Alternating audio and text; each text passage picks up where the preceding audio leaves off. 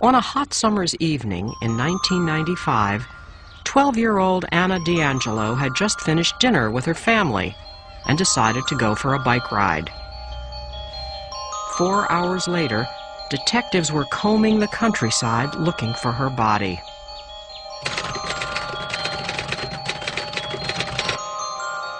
It was August. It was a hot, humid night.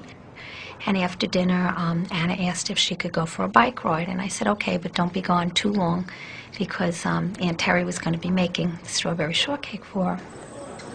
It was already getting dark when Anna called her mother from a local store, telling her she would be right home. We waited, and I guess it was 15, 20 minutes or so, and she wasn't home yet, and I just knew something was wrong.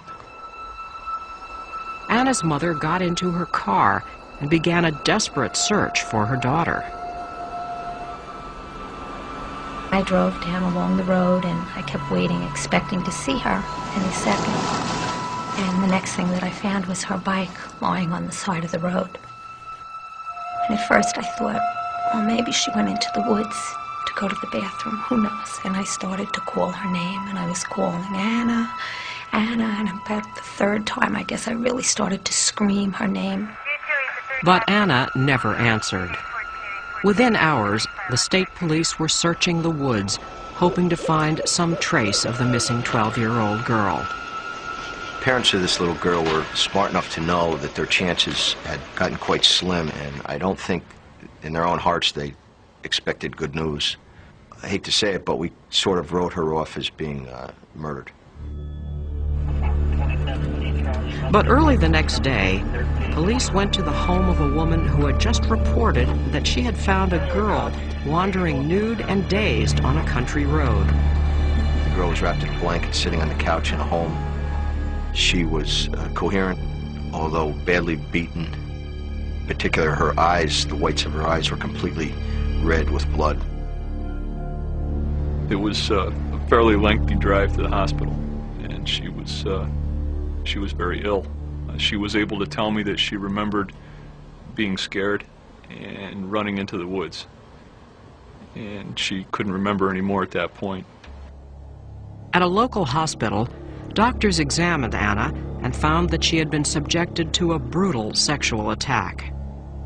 They said she had been raped, she had been sodomized, she had, vaginal damage and stuff, you could see. Police began to hunt for the attacker. They started by searching their computer databanks, looking for convicted rapists and child molesters who lived in the area. The list of names seemed endless.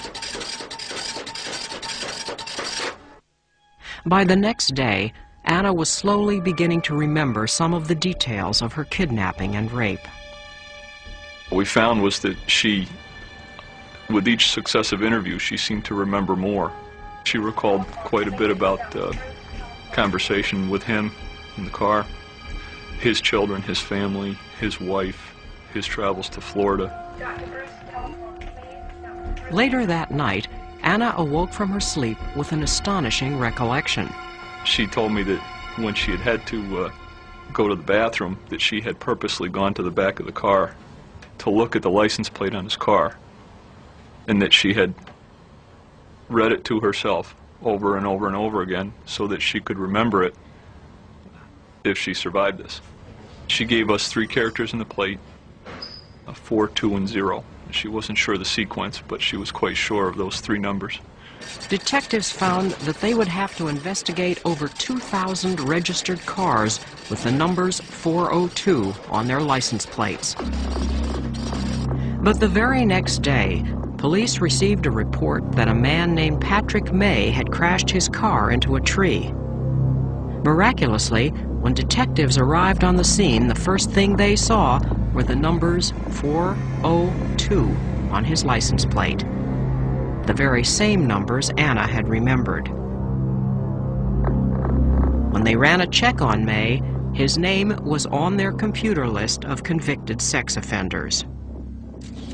Investigator Horton accompanied Patrick May to Burlington Hospital. The came a point in time during surgery that we noticed that Mr. May had what appeared to be bite marks on the inside of his legs. Upon arriving in the ICU and given a sponge bath by one of the nurses, we were watching, and between the three of us, we saw additional what appeared to be bite marks in and around his groin area and on his scrotum and penis. Investigators now believed that the bite marks on Patrick May's body had been left by Anna during her struggle to defend herself. But they needed proof. They called forensic dentist Dr. Lowell Levine. I noticed a number of areas on his scrotum and on his penis which had pattern injuries which could be consistent with bite marks and things left by teeth. And also near them there were little dots which I wasn't sure what they were, but photographed everything, although I didn't think at the time that the dots would be particularly helpful. I had one of our consultants in New York City take models and wax bites of the young victim, which I picked up and brought up to Albany. When I opened them up and looked, it became very obvious that she was wearing orthodontic braces, and it struck me that, damn, that's the thing that caused the little dots. This is the little girl that probably left those bites on his scrotum. Although Anna was never able to identify her attacker, the bite mark now firmly established a physical connection between the suspect and his victim. The district attorney felt he had enough evidence to indict Patrick May on a charge of rape, but he also believed that May deserved an even harsher sentence for attempted murder. This is somebody who had been through a traumatic experience, both physically and mentally, and the feeling was that something else had happened to her. So we brought in Dr. BADEN in an effort to find out what had happened to her from the time of her last memory and the time when she next woke up and regained consciousness. And the purpose in that was to pursue the theory that Mr. May had attempted to kill her.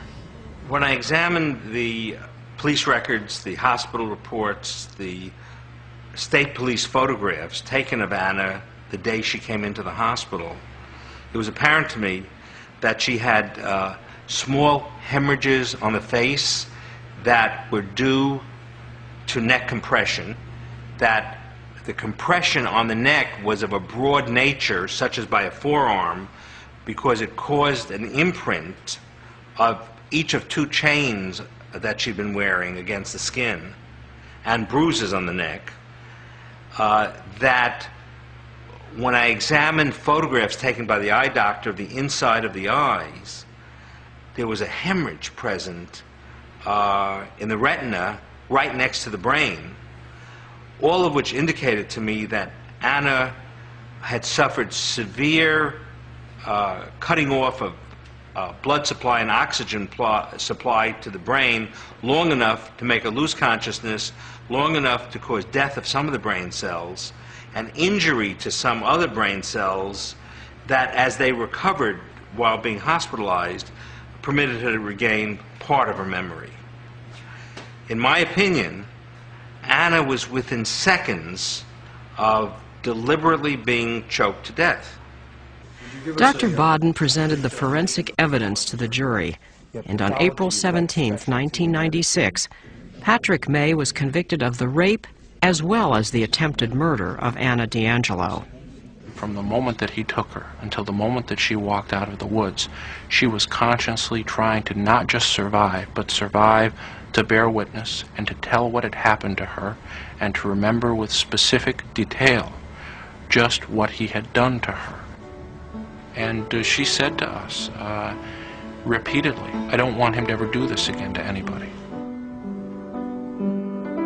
Today, Anna D'Angelo has recovered from her injuries, but still cannot remember much of what happened to her that terrible night.